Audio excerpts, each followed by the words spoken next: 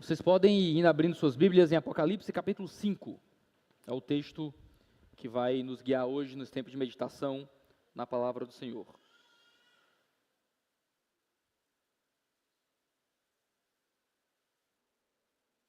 Nós já lemos esse texto inteiro hoje durante o culto, então eu não vou lê-lo agora, mas a gente vai passando versículo por versículo durante esse tempo de meditação hoje.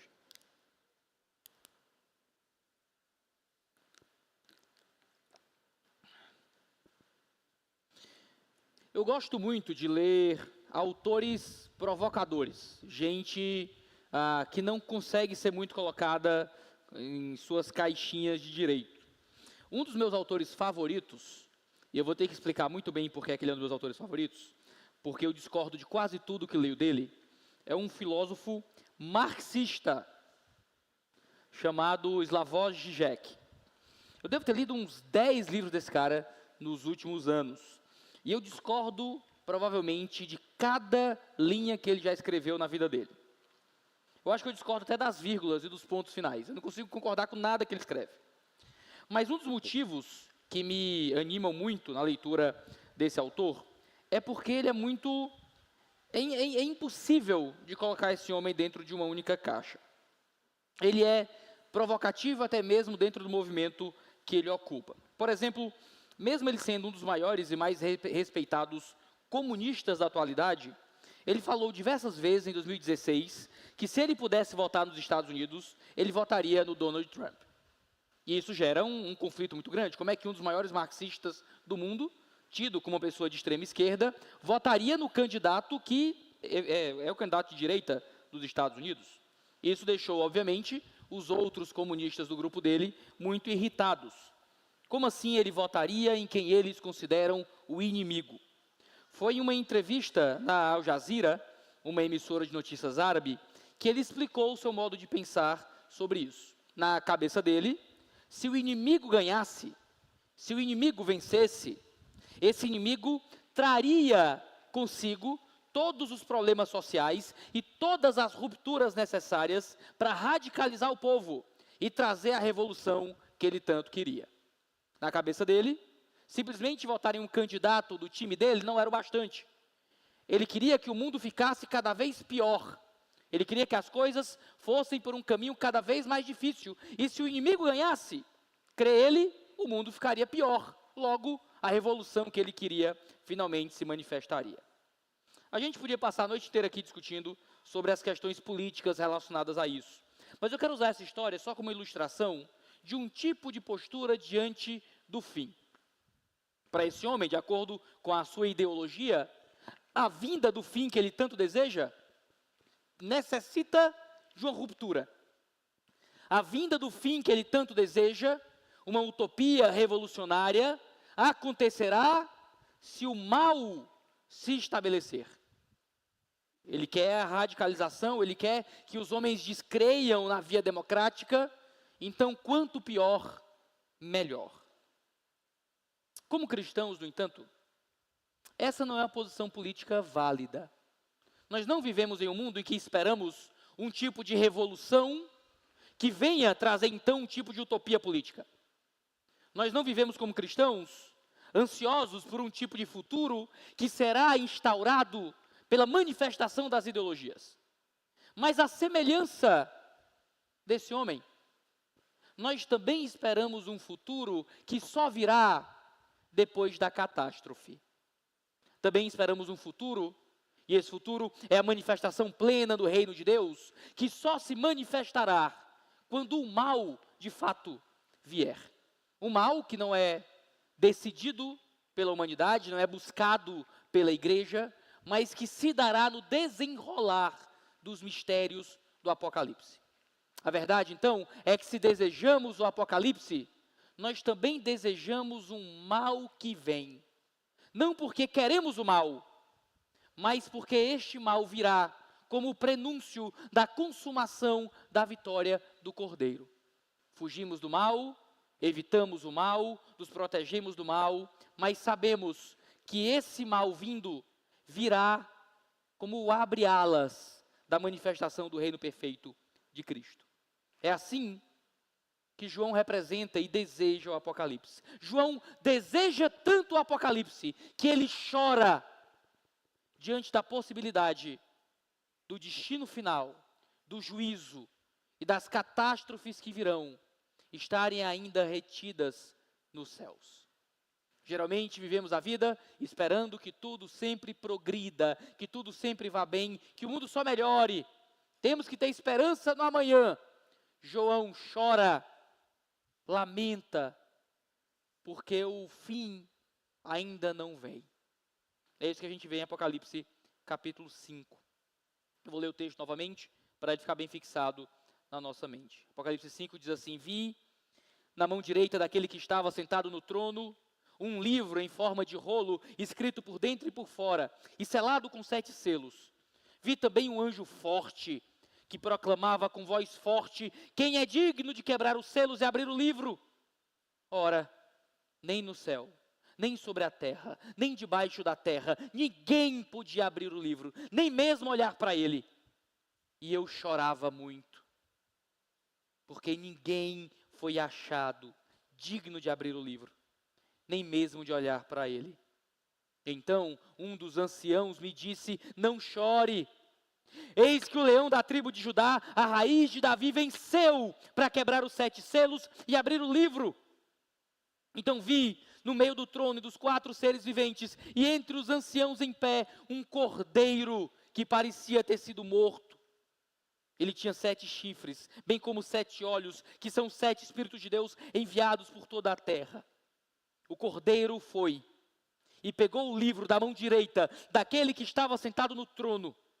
E quando ele pegou o livro, os 4 seres viventes e os 24 anciãos se prostraram diante do cordeiro, tendo cada um deles uma harpa e taças de ouro cheias de incenso, que são as orações dos santos, e cantavam um cântico novo, dizendo: digno és de pegar o livro e de quebrar os selos, porque foste morto, e com o teu sangue compraste para Deus os que procedem de toda tribo, língua, povo e nação, e para o nosso Deus os constituíste reino e sacerdotes, e eles reinarão sobre a terra. Vi e ouvi uma voz de muitos anjos ao redor do trono, dos seres viventes e dos anciãos, cujo número era de milhões e milhares de milhares, proclamando com voz forte: digno é o cordeiro que foi morto, de receber o poder, a riqueza, a sabedoria, a força, a glória e o louvor.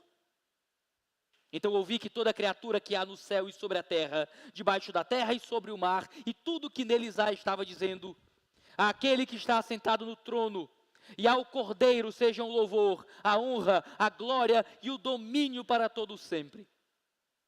E os 4 seres viventes respondiam: amém. Também os anciãos se prostraram e adoraram. Querido, o que é que você deseja para o futuro?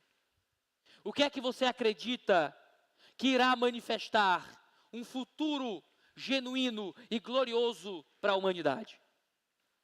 As ideologias políticas têm as suas propostas, o mundo científico e tecnológico tem as suas propostas de um mundo glorioso que virá pelo progresso tecnológico. Talvez você tenha as suas propostas e visões pessoais daquilo que trará finalmente um mundo mais justo e melhor. E você batalha por isso, você milita por isso, você torce por isso, você ora por isso. Talvez você chora por isso.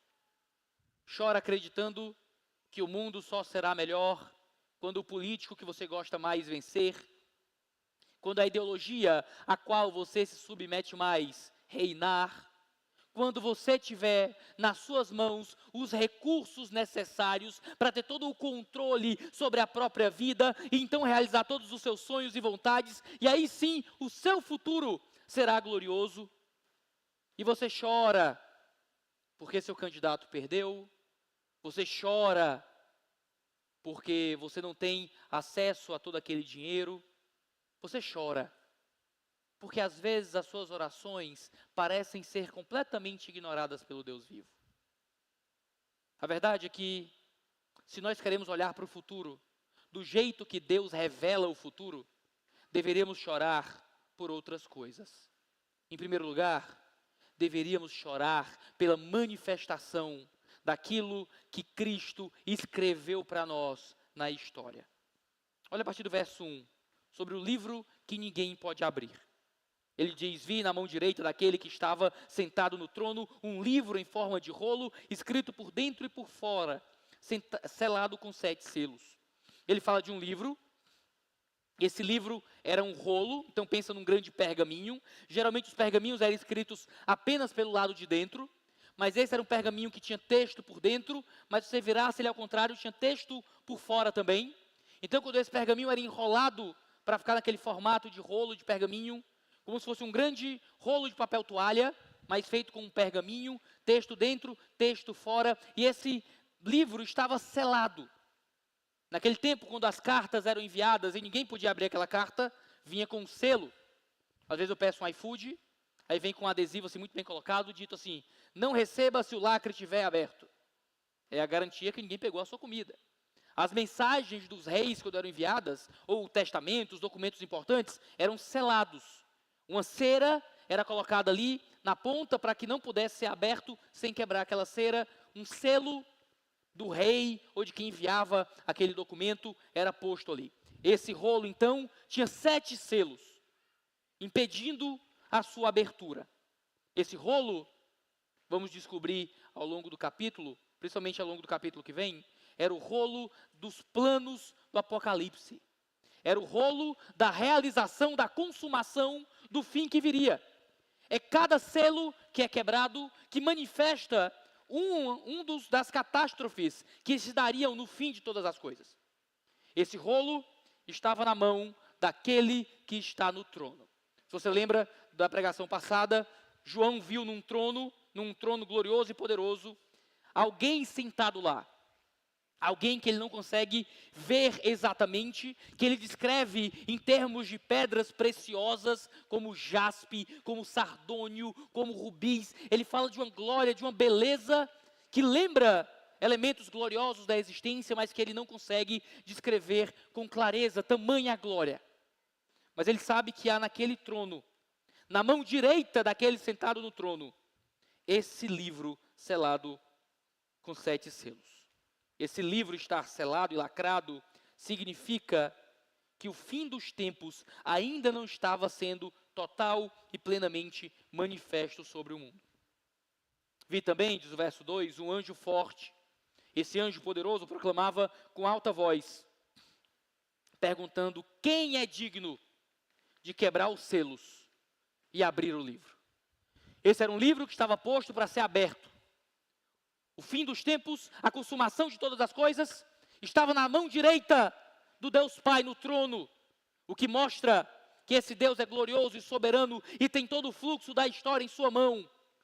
Mas esse desenrolar final dos fatos, que estava em sua mão, quem poderia abri-lo? O anjo diz: ninguém tem essa dignidade.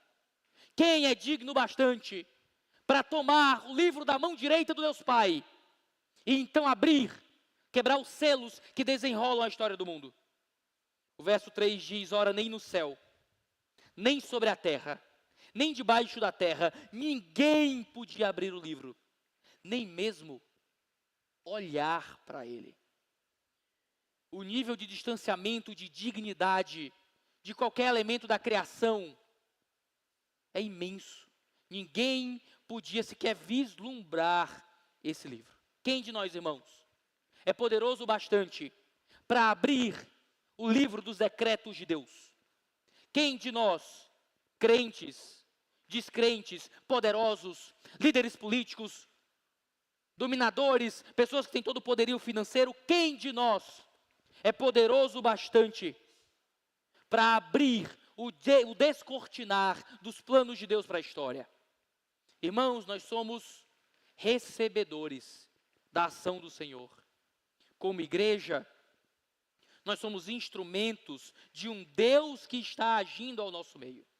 Eu ouvia tanto isso nas conferências missionárias que eu ia, quando diziam: olha, nós somos as mãos e os pés de Deus no mundo.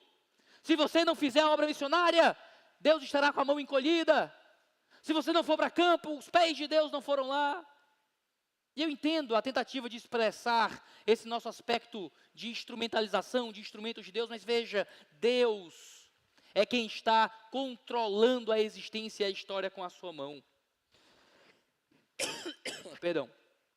Deus é o único que tem na sua mão direita todo o descortinar de para onde o mundo vai. Essa é a grandeza, essa é a dignidade daquele que está no trono. Nós, como igreja, não somos aqueles que vão implantar o reino de Deus no mundo.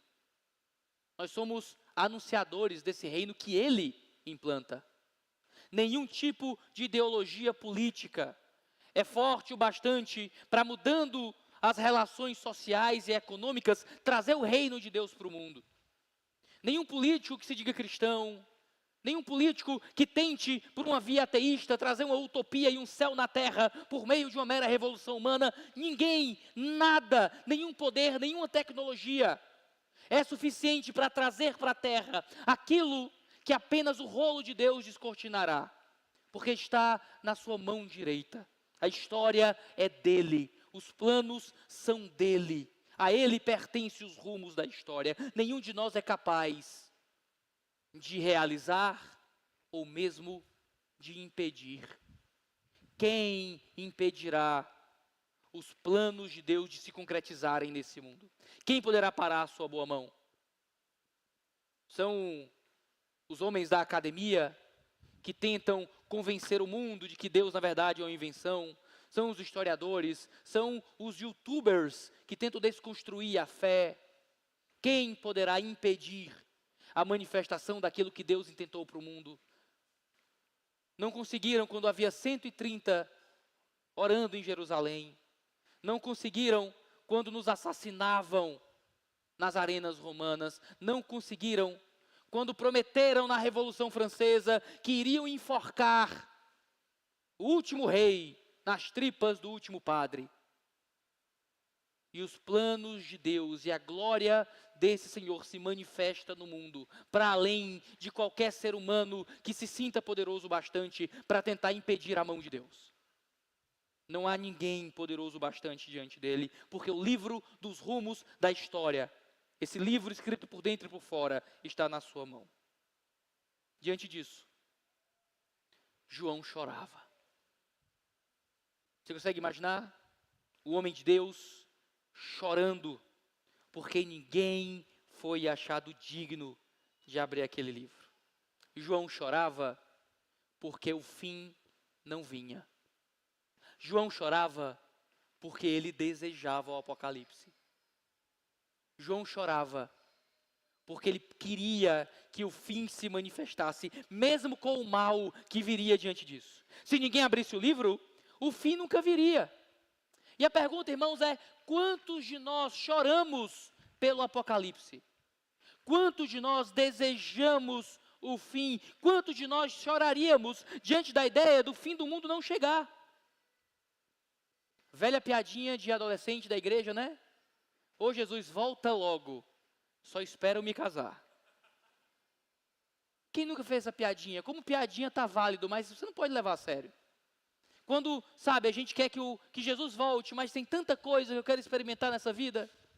Eu quero que Jesus volte, mas eu queria que Ele voltasse depois de eu realizar os meus sonhos e ter tudo aquilo que tanto desejei para essa existência. Quantos de nós teríamos medo ou tentaríamos adiar o retorno de Cristo se pudéssemos? João chorava diante da possibilidade do fim não vir logo. Porque para nós, irmãos, o Apocalipse é libertação. Para nós, o Apocalipse não está aí para nos assustar. O Apocalipse não está aí, não foi escrito para nos atormentar ou nos atemorizar. O Apocalipse foi escrito para nos dar esperança. Diante da certeza de que o plano de Deus se cumprirá em nós. Diante da certeza de que o seu reino durará para sempre, diante da certeza de que mesmo que o mal se estabeleça por um tempo, mesmo que desgraça e caos se manifestem nesse mundo, do outro lado da tormenta, há um reino vindouro e eterno manifesto pelo próprio Deus. Como não chorar, ansiando pelo fim? Ninguém era digno, irmão, de abrir esse livro. Ou seja, Apenas Cristo poderia, aquele que é digno, trazer a consumação do mundo. Uma consumação que não está nas nossas mãos. Uma consumação que não podemos desejar. Não podemos deixar de desejar. Sabe o que é doido, meus irmãos? É que constantemente nos apegamos às coisas nessa vida que nos tiram o choro. Constantemente procuramos coisas desse lado da vida para fazer com que a gente chore menos. Então nós nos apegamos a certas ideologias políticas, porque a visão de futuro que essa ideologia me dá paz. Porque agora eu descobri o segredo da história. É só fulano ganhar as eleições. É só termos um governo deste lado. E aí sim, encontrei, esse é o caminho da paz.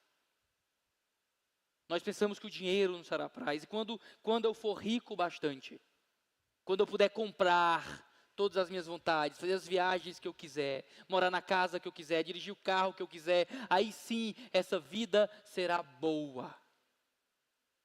E a verdade, irmãos, é que muitas vezes o que Satanás quer é nos deixar mais felizes. Muitas vezes o que o diabo quer operar em nós é que a gente chore menos. Às vezes, viver uma vida cristã genuína vai fazer com que a gente derrame mais lágrimas. Qualquer um que lhe prometa, venha para Jesus, que você vai ser mais feliz, talvez esteja te enganando um pouco.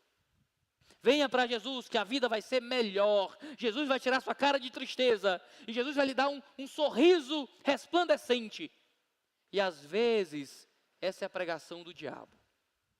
Às vezes o que Deus quer para você é que você chore mais. Que você se dobre mais. Que você pranteie mais, desejando algo que você não tem.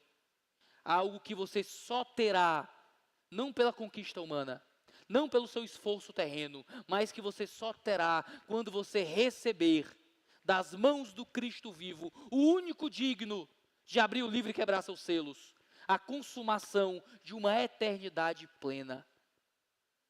Qualquer prazer dessa vida, o maior prazer dessa existência é nada comparado com a glória que nos está revelada na eternidade em Cristo Jesus. Então, como não chorar, ansiando pelo fim? Como não ansiar que Cristo venha logo e manifeste o seu reino para sempre? Não minto, se casar é bom.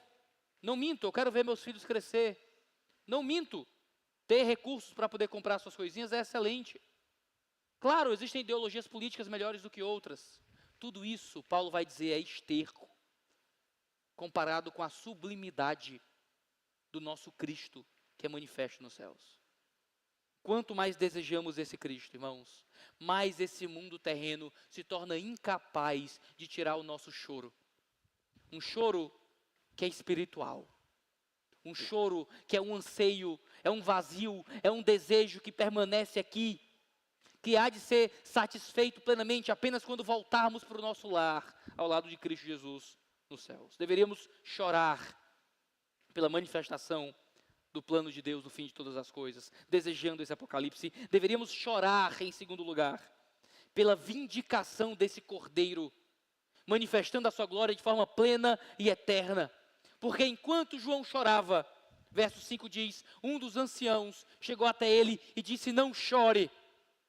Há um consolo manifesto nos céus, não chore. Eis que o leão da tribo de Judá, a raiz de Davi, venceu. E venceu para quebrar os 7 selos e para abrir o livro. A vitória de Jesus na cruz foi uma vitória que veio para descortinar os planos de Deus para a história. Ele venceu e venceu por meio de sua morte e pela sua vitória abriu o caminho do fim. O corpo partido de Cristo foi a abertura para o Apocalipse começar a se manifestar de fato em nós. Porque ele é o leão da tribo de Judá. Ele é a raiz de Davi. Judá é chamado de leão nas últimas palavras do seu pai Jacó. Quando ele diz que quando ele diz a Judá, que o rei, o Messias eterno viria dele, de Judá. Por isso ele é o leão de Judá. Esdras também associa um leão à descendência de Davi. E era o reino de Davi que representaria o reino eterno do Messias. O que o ancião está dizendo é que aquele cordeiro que foi morto, aquele homem que foi entregue como sacrifício em fraqueza, ele era o que veio da descendência de Judá, ele é o que veio da descendência de Davi, ele que era o Messias enviado, ele era digno de abrir os selos, e a sua morte na cruz, como um cordeiro, foi o caminho para que este leão, então, conquistasse para nós o descortinar dos planos de Deus para sempre. Diz o verso 6, então eu vi, no meio do trono e dos 4 seres viventes, e entre os anciãos, em pé, um cordeiro que parecia ter sido morto. A imagem que João tem de Jesus agora, se antes era de alguém como um homem, no primeiro capítulo, no segundo capítulo, Jesus é descrito como alguém com formato humano, é como um homem. Aqui agora Jesus aparece como um cordeiro que aparentemente foi morto. Esse cordeiro tinha 7 chifres, que é um símbolo de força, bem como 7 olhos, que é um símbolo de conseguir enxergar tudo por meio do seu espírito na terra. O cordeiro foi, e mesmo aparentemente morto, pegou o livro da mão direita daquele que está sentado no trono. O único que poderia ir até o trono, um trono de glória resplandecente, que ninguém poderia nem olhar para aquele livro. Ele era digno, por meio de sua morte, de tomar aquele livro da mão de seu pai. Foi na fraqueza e na morte do Messias que o reino vindouro e eterno começa a se manifestar em nós. O reino que esperamos, irmãos, não é um reino conquistado pela força. O reino que desejamos e o descortinar da história não virá por uma igreja poderosa, que consegue dominar o mundo com a sua força e poder, pelo seu controle, pelo seu domínio. Não, não. O reino que desejamos veio da fraqueza. Aquele que é o leão conquista por meio da forma de cordeiro. Aquele que é a vida toma para si o rolo com a aparência como que tendo sido sacrificado. A nossa glória e a nossa força está justamente em um Deus que conquista pela fraqueza. Porque diante do mundo, a nossa força, irmãos, é loucura. Diante do mundo, a nossa glória não é nada. A nossa sabedoria são ideias bobas. A nossa santificação é mero desperdício da vida. Aquilo que para nós é glorioso, para o mundo é vergonhoso. Aquilo que para nós é conquista, é vitória, para o mundo é insucesso, é fracasso. Em um mundo que ensina que a gente deve conquistar o máximo que puder de dinheiro, a gente está ofertando para a obra missionária e para a construção de ambientes de culto. Um mundo que ensina que você deveria mudar com a sua família para o melhor país, para a melhor cidade, para os IDHs mais altos, para dar uma vida melhor para você e para a sua família. Missionários vão para o campo procurando países mais paupérrimos, em locais mais inseguros. Enquanto o mundo se vangloria da quantidade de parceiros e de experiências sexuais, nós temos nossa glória em nos guardarmos para uma só pessoa. Em um mundo de maximização dos prazeres, nós encontramos contentamento no sacrifício e na santidade. Em um mundo que quer ensinar a igreja a ser igreja, e o mundo que já até corrompeu parte da mentalidade da igreja, e nos faz acreditar que só triunfaremos se tivermos o poder do mundo, o poder financeiro, o poder político, o poder de mídia. Há um Cristo que é digno de tomar o livro, quando é um cordeiro sacrificado por nós. Porque nós permanecemos, irmãos, não pela força, mas pelo poder de Cristo. Mas a igreja existe pelas eras, não pela nossa própria capacidade como igreja, não pelos nossos conluios políticos, não pelo nosso poderio financeiro, mas porque há um Cristo que soberanamente preserva o seu povo. Queridos, nós precisamos olhar para o futuro com esperança, mesmo diante da fraqueza dos homens. Porque quando o mundo olha a nossa fraqueza, dizem a igreja nunca prosperará, o cristianismo vai acabar, vê só, vamos melhorar, vamos tentar isso, vamos tentar aquilo. Vocês lembram daquela famosa frase que os Beatles falaram, né, John Lennon especificamente falou, dizendo os Beatles são mais famosos que a igreja católica. E depois foram se explicar, dizendo, não, na verdade o que a gente queria dizer é que a igreja tem que fazer alguma coisa, porque, puxa, que triste, né? Nós somos mais famosos que a igreja, a gente está em lugares do mundo que a igreja não está. E a verdade é que os Beatles passaram, a banda acabou, um dia todos os integrantes terão ido, e a igreja continuará. Tentaram acabar conosco, hoje já prevém, a igreja evangélica não dura mais 100 anos. Eu leio na capa do jornal. E eu acho graça. Eu acho graça porque eu não vou durar mais 100 anos. Não sei se é uma má notícia, mas provavelmente nenhum de vocês vai durar mais 100 anos. Talvez a Manaim não dure mais 100 anos. Mas a igreja de Cristo durará até a vinda do seu reino. Não porque ela tem força, mas porque em sua fraqueza ela serve quem tem toda a força. E porque somos sujeitos a Ele, choramos. Não diante da necessidade dos poderes humanos. Nós não choramos para ter dinheiro para terminar a reforma.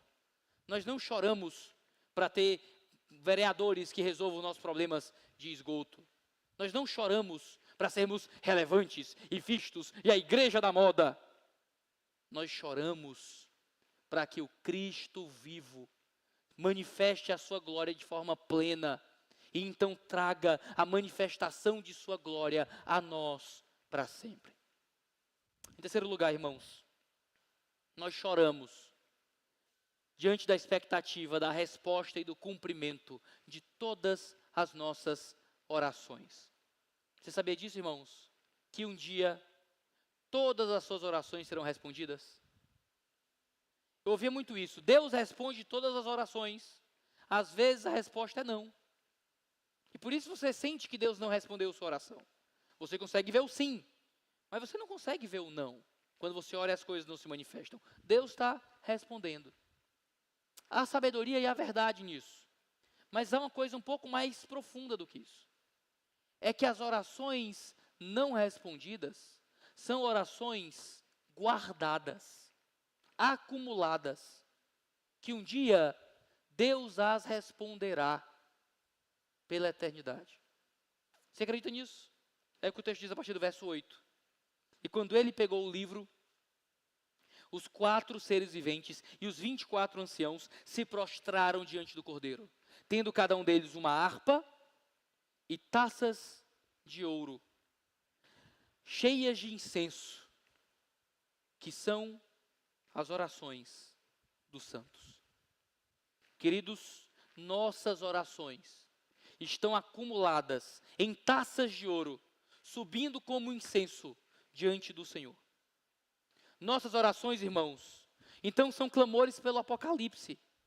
Quando nós desejamos que o mundo seja aquilo que ele foi projetado para ser, nós desejamos o Apocalipse. Quando oramos, venha o teu reino, nós oramos pelo Apocalipse. Quando oramos para sermos libertos do pecado, oramos pelo Apocalipse. Quando oramos por um mundo de justiça, por paz, quando oramos para que Deus traga justiça, quando oramos pela misericórdia, oramos pelo Apocalipse. Quantas orações não respondidas estão simplesmente sendo acumuladas diante do trono, para serem derramadas diante do Cordeiro, para que na consumação de todas as coisas, as orações da igreja, os clamores dos santos se manifestem plenamente no mundo presente.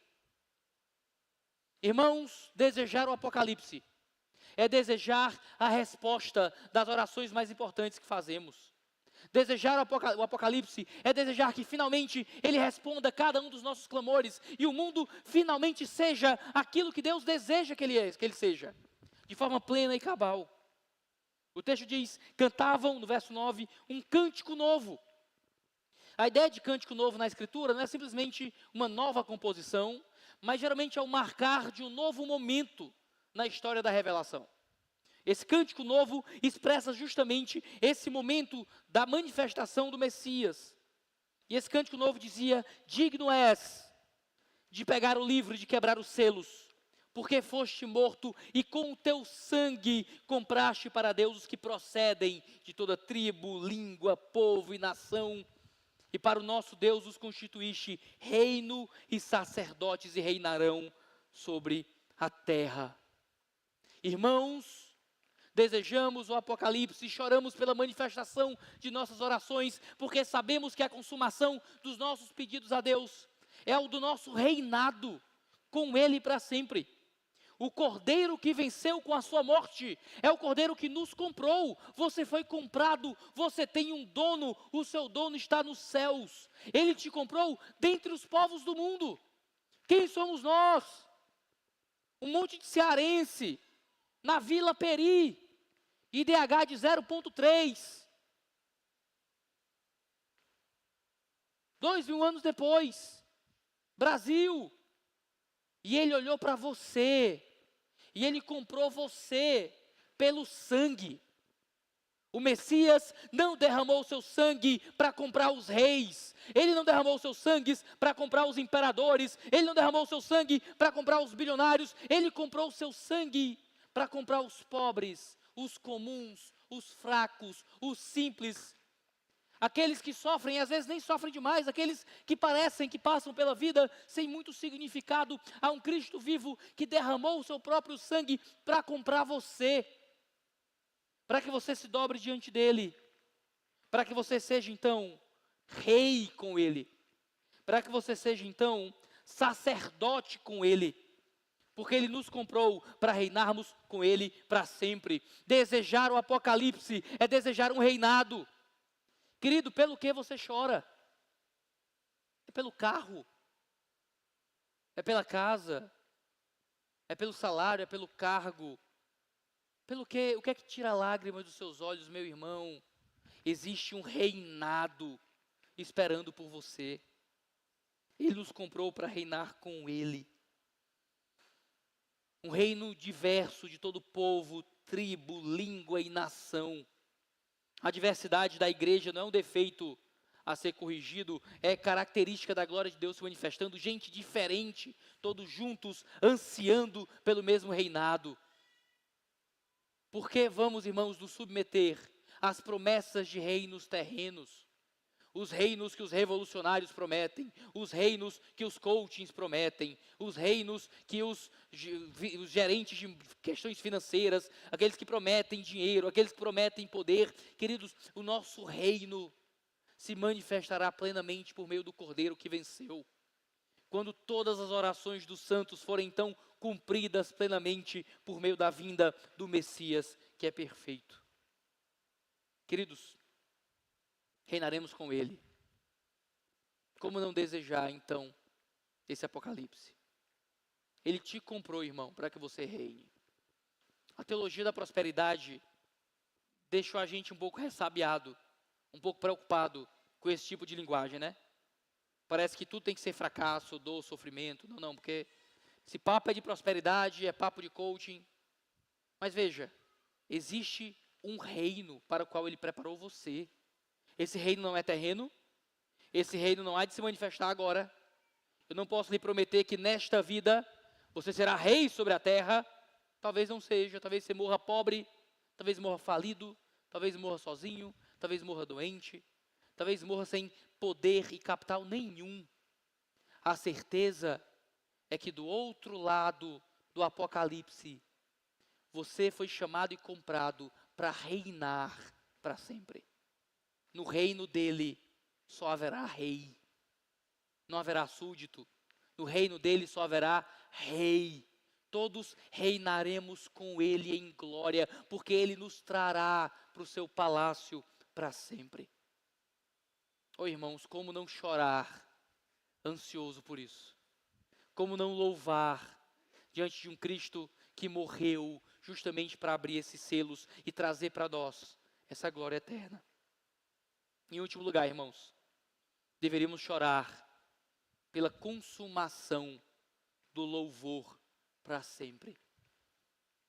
Vem aqui a partir do verso 11, sobre o louvor nos céus e na terra, quando diz: vi e ouvi uma voz de muitos anjos ao redor do trono, dos seres viventes, dos anciãos, cujo número era milhões e milhões e milhares de milhares. Você consegue visualizar essa imagem? Irmãos, eu acho que a maior multidão que eu já vi na minha vida foi Castelão lotado. Fui eu e o pastor Valbert, experiência ímpar, não foi, pastor? Incrível, depois a gente conta um pouco mais. Foi 0-0 aquele jogo, foi paia. Era muita gente. Cabe quantas pessoas no Castelão? Uns 40 mil? 100 mil? 60 mil? Oh, foi quase, hein? 60 mil pessoas no Castelão. Era uma multidão grande. O texto fala milhões de milhões. Milhares de milhares. É um número incontável. O que é ver milhões de pessoas, uma multidão de milhões? É inconcebível. Mas essa era a quantidade de seres angelicais ao redor do trono, louvando e cantando. Imagine um coral de milhões. Quando eu fui para o Castelão, com o pastor Valbert, os irmãos da igreja, o pessoal cantava músicas antes do jogo. Teve um mosaico, fogos, todo mundo cantando músicas. Foi muito legal.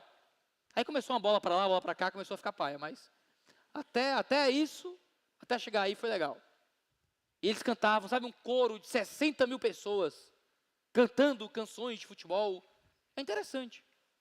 Mas agora imagine um coro de milhões e milhões entoando com forte voz: digno é o Cordeiro que foi morto de receber o poder, a riqueza, a sabedoria, a força, a honra, a glória e o louvor. Nos céus, irmãos, há milhões e milhões e milhares de milhares diante do trono, cantando em adoração a Cristo. Todos eles em adoração a esse Deus. Como nós, irmãos, então, podemos não fazer coro a essa adoração com a nossa vida? Irmãos, o nosso anseio é de participar desse coro por toda a eternidade.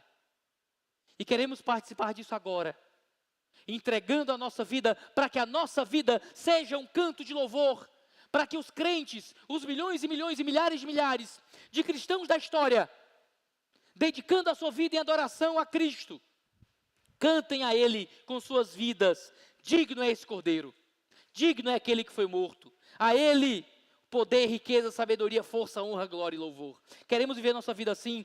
Como podemos então fugir do desejo pelo fim? Se quando vivemos diante do fim, vivemos para a glória daquele que manifestará a consumação de todas as coisas. Queridos, nós deixamos de participar deste coro quando a nossa vida não é uma vida de adoração ao Cordeiro. Deixamos de participar desse coro quando não estamos vivendo em adoração constante diante do Apocalipse em nossa vida, quando não choramos por causa do pecado, quando não choramos por causa daquilo que nos separa do Apocalipse.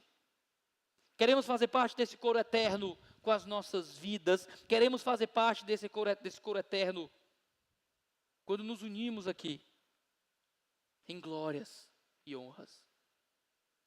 Queridos, quando nós nos unimos para cantar aqui como igreja, nós fazemos parte de um coral de milhões e milhões e milhares de milhares.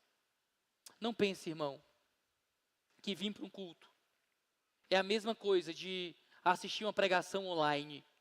É transmitido esse sermão, tem uma câmera boa ali, o irmão do aleluia. E você está em casa e você assiste. Ah, irmão, é uma bênção, você não pôde vir por algum motivo, pode ser instruído pela palavra.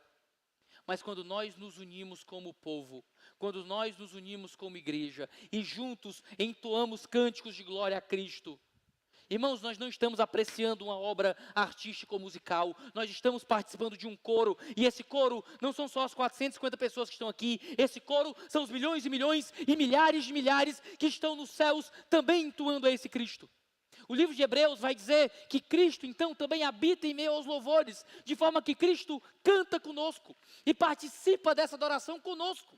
Quando nos unimos como povo e cantamos, irmãos, nós estamos participando de um coro celeste, entoando a esse Cristo as glórias, entoando, como disse Ambrósio de Milão, que Cristo é tudo para nós, que se precisamos de cura, Ele é o médico. Se estamos angustiados pelo ardor da febre, Ele é a fonte da cura. Se estamos oprimidos pela culpa, Ele é a justiça. Se precisamos de ajuda, Ele é o poder. Se temos medo da morte, Ele é a vida. Se desejamos o paraíso, Ele é o caminho. Se temos horror às trevas, Ele é a luz. Se estamos em busca de comida, Ele é o nosso alimento.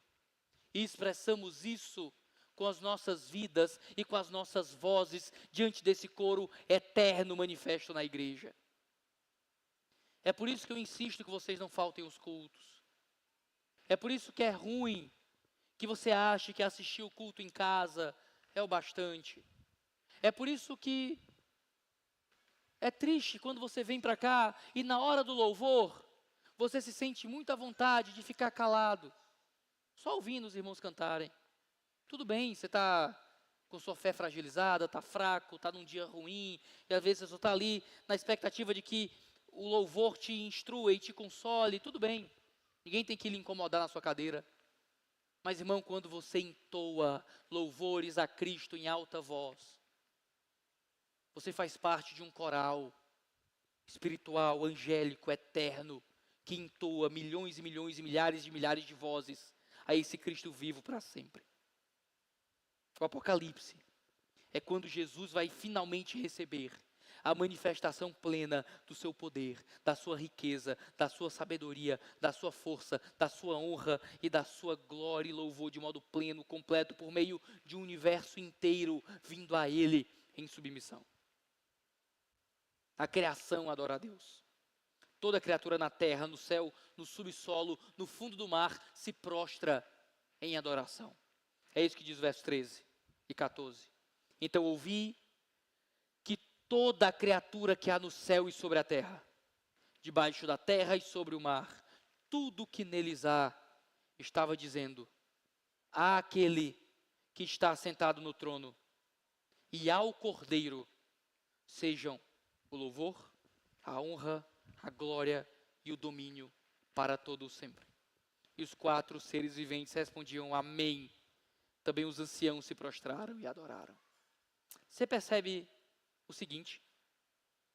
Eles dizem: aquele, para aquele que está sentado no trono e ao Cordeiro. O Deus Pai assentado no trono, o Cordeiro, o Deus Filho. A eles sejam louvor, honra, glória e domínio para todo sempre. Aqui o Filho recebe adoração igual ao Pai. O Deus Pai no trono, o Deus Filho como Cordeiro, ambos recebem plena e total adoração como Deus. E a criação adora esse Deus. A criatura na terra adora esse Deus. No céu, no subsolo, no mar, todos se aproximam desse Cristo em louvor e glória. Porque esse Cristo não é outro senão o próprio Deus. Crente, não tem como um crente ler Apocalipse 5 e continuar a testemunha de Jeová. Não tem como um crente ler Apocalipse 5 e continuar achando que Jesus é só um profeta, que Jesus é só um arcanjo, que Jesus é só uma divindade, que Jesus é só um tipo de divindade, que Jesus é só uma coisa inferior. Jesus aqui é adorado por todo o céu, por toda a terra, junto com o Deus Pai como igual, porque Ele é o próprio Deus manifesto. Olhe para esse cenário nos céus. Você não encontra nenhum outro recebendo essa glória. Você não tem nenhum santo, você não tem Maria, você não tem nenhuma hiperdulia, você não tem nenhuma entidade intermediária, nenhum outro intercessor, nenhuma corredentora. Você tem única e exclusivamente o Cordeiro. Esse Cordeiro que tem o seu Espírito manifesto e expresso na terra. Você tem o Deus Pai no trono. Porque nessa narrativa dos céus, você tem apenas o Cordeiro como foco e o Senhor de todas as coisas. Desejar o Apocalipse é desejar a manifestação gloriosa e final do único que recebe a nossa adoração, do único que é alvo de nossas orações, do único que é intermediário entre o homem e Deus, do único que é Senhor soberano sobre todas as coisas. Não aceite que te convençam de que existe nos céus qualquer outra entidade que te coloque em contato com Deus, que recebe alguma reverência. Nos céus, todos reverenciam ao Cordeiro, e apenas Ele. Permita-me concluir. Essa vida cheia de angústias, deveríamos nos angustiar por Jesus, chorar com saudades dEle, ansiar pela manifestação dEle, porque desejar o Apocalipse é desejar Jesus. Ansiar pelo fim é desejar finalmente encontrá-lo em sua inteireza, em sua grandeza. John Owen, talvez o meu puritano favorito, um dos grandes teólogos do passado, trouxe um sermão que ele deu na Câmara dos Comuns. Era basicamente a Câmara de Deputados do seu tempo. E diante do mundo político, de um mundo de ideologias, de um mundo onde as pessoas defendem cada vez mais formas de conquistar um futuro melhor, John Owen olha para os deputados e prega, abre aspas, Cristo é o caminho.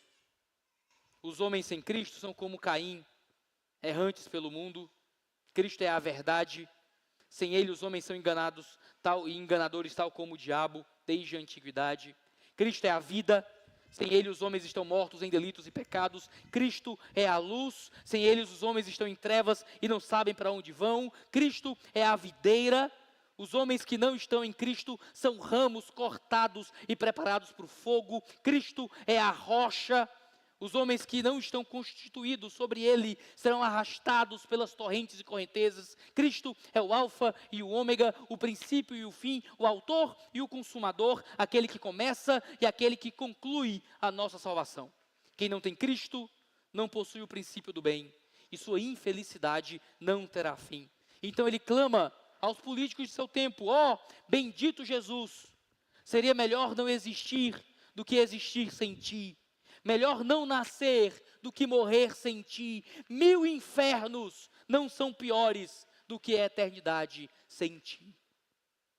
Esse é o nosso Apocalipse. É isso que nos coloca de joelhos. E é esse anseio pela manifestação plena desse Cristo que faz com que a igreja triunfe mesmo em fraqueza. Minha oração hoje é para que onde você estiver agora, você se prostre diante desse Cristo. Como João se prostrou, chore, se não com os olhos, com a alma, ansiando o rompimento dos selos, a manifestação do fim e a consumação gloriosa daquilo que Cristo preparou para nós, que estava posto na mão direita daquele que brilhava no alto e sublime trono. Senhor Deus, obrigado pela sua palavra, obrigado pela mensagem do fim, que vem, Deus, para aquecer a nossa alma diante de tua glória e autoridade. Oro, Senhor, peço para que se manifeste, se conclua o teu plano para a história, para que possamos juntos, como povo, cantar e entoar para sempre a tua grandeza e majestade. Nos move, Senhor, em direção a ti. Nos move, Cristo, em direção à tua glória, para que possamos viver toda a eternidade te desejando e te tendo como nosso sabor e provisão. Assim oramos, no santo nome de Jesus. Amém e amém.